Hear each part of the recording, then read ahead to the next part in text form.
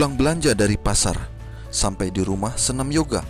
Cinta ibu sangat besar, tidak pamrih untuk keluarga. Shalom. Kita kembali belajar firman Tuhan dalam renungan malam dengan judul Dari Kontaminasi kepada Pemurnian. Untuk pelajaran ini, mari kita baca juga Daniel 8, Daniel 2 ayat 28, Kejadian 11 ayat 4, Imamat 16, Ibrani 9 ayat 23 sampai 28. Ayat hafalan, maka ia menjawab, sampai lewat 2300 petang dan pagi, lalu tempat kudus itu akan dipulihkan dalam keadaan yang wajar. Daniel 8 ayat 14. Penglihatan yang dilaporkan dalam Daniel 8 diberikan kepada Nabi pada tahun 548 ke 547 sebelum Masehi, dan itu memberikan beberapa klarifikasi yang signifikan tentang penghakiman yang disebutkan dalam Daniel 7. Tidak seperti penglihatan Daniel 2 dan 7, penglihatan Daniel 8 tidak membahas tentang Babel dan memulai pembahasan dengan media Persia, karena pada saat itu Babel sudah dalam kemunduran dan Persia akan menggantikan Babel sebagai kekuatan dunia berikutnya. Penglihatan Daniel 8 sejajar dengan Daniel 7. Bahasa dan simbol-simbol berubah dalam Daniel 8 karena itu membawa ke fokus yang tajam akan pemulihan bait suci surgawi sehubungan dengan hari pendamaian surgawi. Dengan demikian, kontribusi khas Daniel 8 terletak pada fokusnya terhadap aspek-aspek bait suci surgawi. Sementara Daniel 7 menunjukkan pengadilan surgawi dan anak manusia yang menerima kerajaan, Daniel 8 menunjukkan pemulihan bait suci surgawi. Jadi, seperti yang ditunjukkan oleh paralel antara kedua pasal ini, pemurnian bait suci yang digambarkan dalam Daniel 8 sesuai dengan adegan penghakiman dalam Daniel 7. Domba jantan dan kambing jantan. Baca Daniel 8 tentang apakah penglihatan ini dan bagaimanakah paralelnya dengan apa yang telah kita lihat dalam Daniel 2 dan 7. Seperti dalam Daniel 2 dan 7, di sini di dalam Daniel 8 kita diberikan penglihatan lain tentang naik turunnya kerajaan-kerajaan dunia, meskipun dengan jenis simbolisme yang berbeda. Simbolisme ini terkait langsung dengan bait suci Allah. Dalam hal ini, simbol seekor domba jantan dan seekor kambing digunakan karena hubungannya dengan ritual tempat kudus hari pendamaian, masa penghakiman bagi Israel kuno. Domba jantan dan kambing jantan digunakan sebagai persembahan korban di layanan tempat kudus, tetapi hanya pada hari pendamaian saja keduanya disebutkan bersama.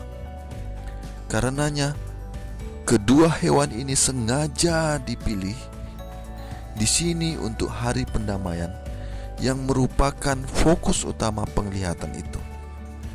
Ketika penglihatan itu terbuka, Daniel melihat seekor domba jantan menanduk ke tiga arah yang berbeda, barat, utara, dan selatan. Baca Daniel 8 ayat 4. Gerakan rangkap tiga ini menunjukkan perluasan kekuatan ini. Aku melihat domba jantan itu menanduk ke barat, ke utara, dan ke selatan, dan tidak ada seekor binatang pun yang tahan menghadapi dia, dan tidak ada yang dapat membebaskan diri dari kuasanya. Ia berbuat sekehendak hatinya dan membesarkan diri.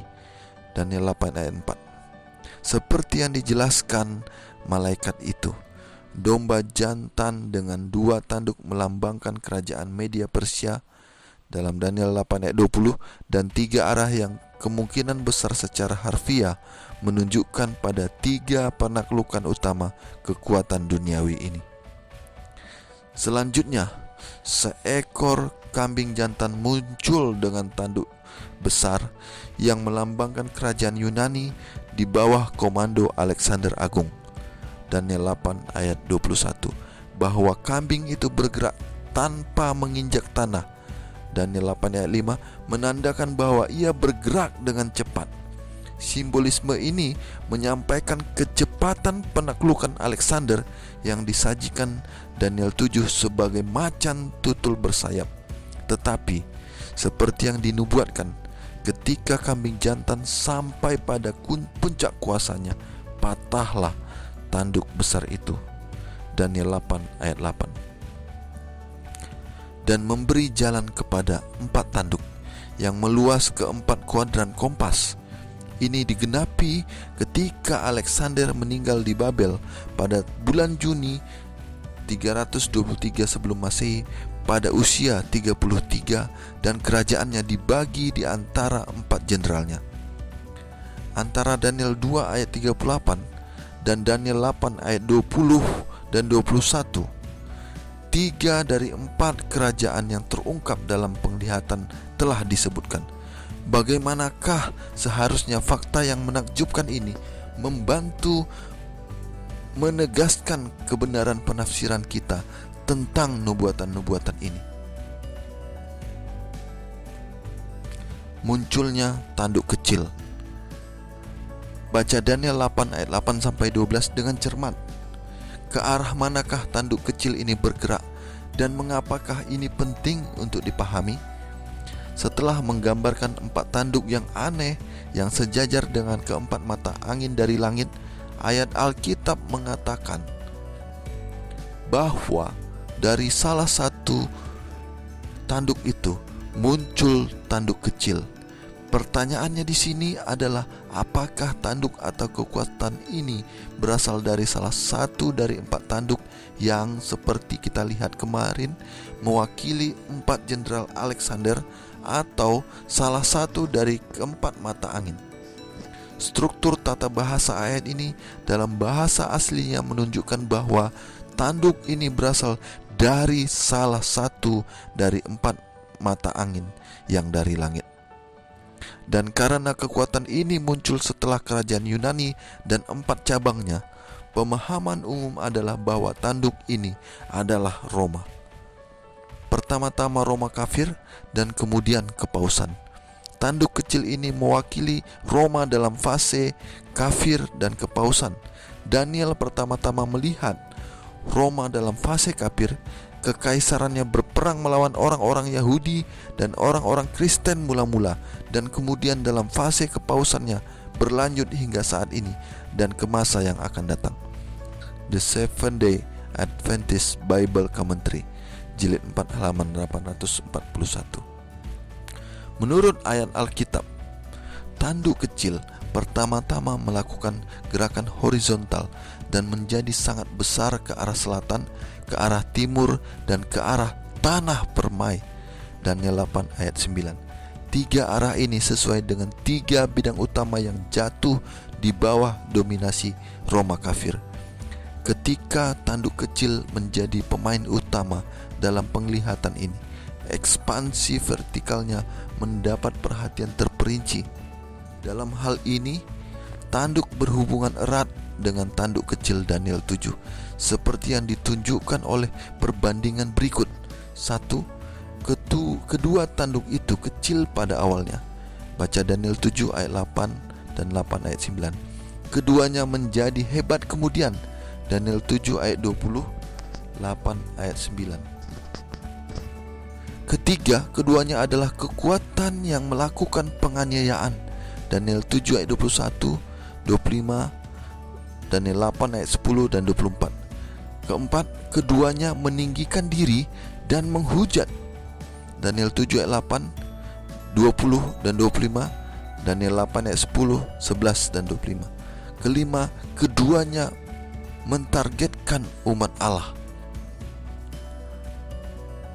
Daniel 7 ayat 25 dan Daniel 8 ayat 13 dan 14. Yang ketujuh, keduanya meluas hingga akhir zaman. Daniel 7 ayat 25 dan 26, 8 ayat 17 dan 19. Dan yang ke-8, keduanya menghadapi kehancuran supra-alami. Daniel 7 ayat 11 dan 26, 8 ayat 25. Terakhir, karena tanduk kecil Daniel 7 mewakili kepausan, ekspansi vertikal tanduk kecil dalam Daniel 2 dan 7, kekuatan utama terakhir adalah Roma, baik kafir maupun kepausan. Serangan terhadap bait suci. Baca Daniel 8 ayat 10 sampai 12. Kegiatan apakah yang dilakukan tanduk kecil di sini? Dalam Daniel 8 ayat 10, tanduk itu berusaha mengulangi pada tingkat rohani upaya para pembangun menara Babel. Kejadian 11 ayat 4. Istilah pala tentara dan bintang-bintang dapat menunjuk kepada umat Allah dalam perjanjian lama. Israel ditunjuk sebagai bala tentara atau pasukan Tuhan. Keluaran 12 ayat 41. Daniel juga menggambarkan umat Allah yang setia bersinar seperti bintang-bintang. Daniel 12 ayat 3. Namun ini jelas bukan serangan harfiah terhadap benda-benda langit, tetapi penganiayaan terhadap umat Allah yang kewarganegaraannya ada di dalam surga. Filipi 4 ayat 3, Filipi 3 ayat 20. Meskipun ribuan orang Kristen dibunuh oleh kaisar-kaisar kafir, fokusnya sekarang adalah pada kegiatan